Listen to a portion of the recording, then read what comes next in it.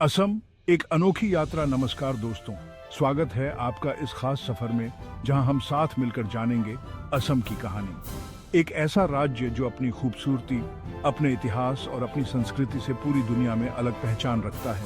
असम का इतिहास और यहाँ की संस्कृति इसे भारत के सबसे अनोखे राज्यों में से एक बनाते हैं। यहाँ के हरे भरे चाय बागान, विशाल नदियाँ, रंग बिरंगे त्योहार और बहादुर योद्धाओं की कहानियां सबका मन मोह लेती हैं। इस वीडियो में हम असम के इतिहास और संस्कृति के कुछ खास पहलुओं को और अच्छे से समझेंगे। तो आइए इस अद्भुत राज्य के बारे में और जानें। असम की पहचान, चाय का सफर। दोस्तों, क्या आप जानते हैं कि असम सिर्फ अपनी खूबसूरती के लिए ही नहीं बल्कि एक और चीज के लिए भी पूरी दुनिया में मशहूर है? जी हाँ, मैं बात कर रहा हूँ चाय की। 1830 के दशक में जब अंग्रेजों ने असम में चाय उगाना शुरू किया था, तो शायद उन्हें भी नहीं पता था कि ये राज्य एक दिन दुनिया के सबसे बड़े चाय उत्पादक क्षेत्रों में से एक बन जाएगा। चाय उगाने के लिए असम की मिट्टी और यहाँ का मौसम इतना अच्छा निकला कि देखते ही देखते यहाँ चाय के बागान हर तरफ फैल गए। लेकिन दोस्तों, इस कहानी का एक दूसरा पहलू भी है। चाय बागानों में काम करने के लिए अंग्रेजों ने देश के अलग अलग हिस्सों से मजदूरों को बुलाया और इस तरह चाय की पत्तियों के साथ साथ असम में एक नई संस्कृति ने भी जन्म लिया। अलग अलग भाषाओं, रीति रिवाजों और परंपराओं का एक अनोखा मेल। अहोमों का शौर्य, एक स्वर्णिम अध्याय। दोस्तों, असम का इतिहास सिर्फ चाय की कहानी तक ही सीमित नहीं है।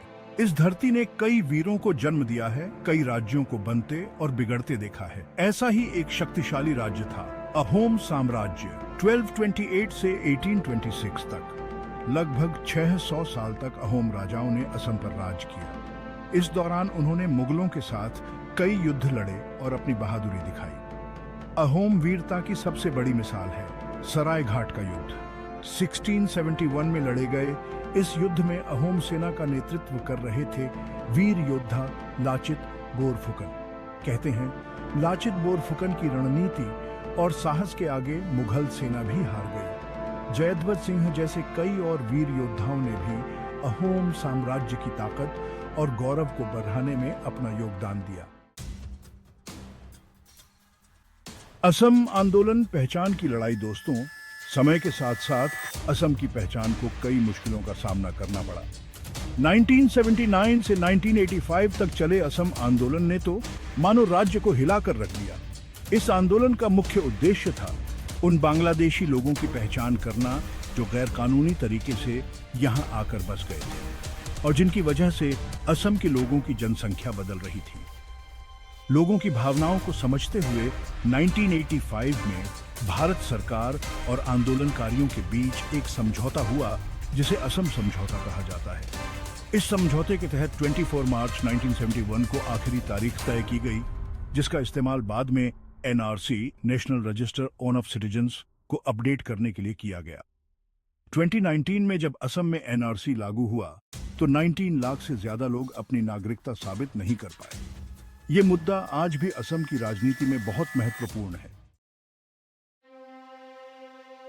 चैप्टर 4, बोडो आंदोलन। एक अलग सपना। दोस्तों, असम आंदोलन के अलावा एक और आंदोलन ने राज्य को झकझोर कर रख दिया। वो था बोडो आंदोलन।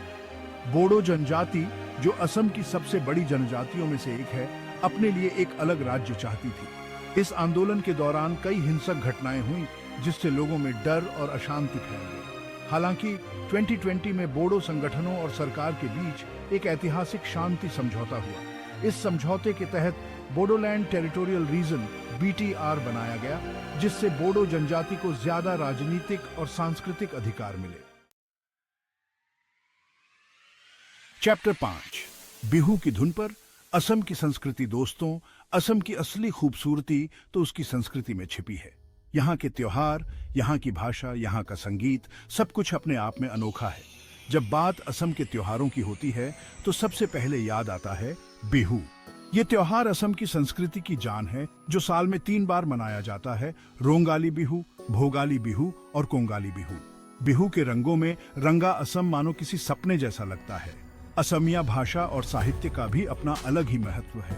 शंकरदेव और माधवदेव जैसे महान संत कवियों ने भक्ति आंदोलन को आगे बढ़ाया और असमिया संस्कृति को एक नई पहचान दी। इनकी रचनाएं आज भी लोगों को प्रेरित करती हैं। चैप्टर 6 सीए, एक नया मोड़ दोस्तों। 2019 में जब नागरिकता संशोधन अधिनियम यानी सीएए लागू हुआ तो असम में एक बार फिर से बहस शुरू हो गई। सीएए के तहत पाकिस्तान, बांग्लादेश और अफगानिस्तान से आए अल्पसंख्यक धर्म के लोगों को नागरिकता देने की बात कही गई, लेकिन असम के लोगों को डर था कि इससे राज्य में रहने वाले अलग अलग तरह के लोगों के अनुपात पर असर पड़ेगा और उनकी सांस्कृतिक पहचान को खतरा पैदा हो जाएगा। इसके विरोध में असम के कई हिस्सों में लोग सड़कों पर उतर आए। लोगों का कहना था कि सीएए असम समझौते के खिलाफ है। सीएए का मुद्दा आज भी असम की राजनीति में तनाव पैदा करता रहता है। दोस्तों, असम ने अपने इतिहास में कई उतार चढ़ाव देखे हैं। एक समय था जब उग्रवाद ने राज्य को अपनी चपेट में ले लिया था। United Liberation Front on of Assam (यूएलएफए) जैसे संगठन असम में एक अलग राज्य की मांग को लेकर हिंसा फैला रहे थे। हालांकि पिछले कुछ सालों में सरकार की कोशिशों से यूएलएफए जैसे संगठनों के साथ शांति की बातचीत शुरू हुई है। इसका अच्छा असर भी देखने को मिला है और असम में स्थिति काफी हद तक सामान्य हुई है, लेकिन अभी भी बहुत कुछ करना बाकी है। दोस्तों, असम को प्रकृति ने बहुत कुछ दिया है। यहाँ की धरती तेल और गैस जैसे प्राकृतिक संसाधनों से भरी हुई है। दिग्बोई, नाहरकटिया और मोरान जैसे तेल क्षेत्र भारत में तेल उत्पादन के लिए बहुत महत्वपूर्ण है। लेकिन असम की असली खूबसूरती तो यहाँ के जंगल और जानवर हैं। काजीरंगा राष्ट्रीय उद्यान, जहाँ सबसे ज्यादा एक सींग वाले गैंडे पाए जाते हैं, असम की शान है। हालांकि ब्रह्मपुत्र नदी में आने वाली बारा यहाँ के लोगों और जानवरों के लिए एक बड़ी चुनौती है।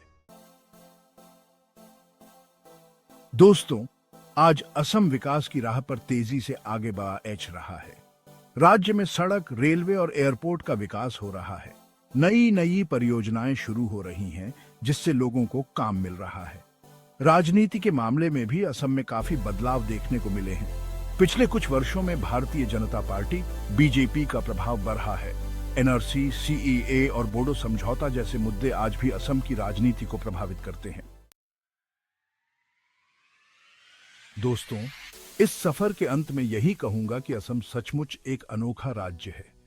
यहाँ का इतिहास, यहाँ की संस्कृति, यहाँ की प्रकृति, सब कुछ अद्भुत है। असम ने सदियों से कई चुनौतियों का सामना किया है, लेकिन अपनी पहचान को हमेशा बनाए रखा है। मुझे उम्मीद है कि ये वीडियो आपको असम को और करीब से जानने में मदद करेगा।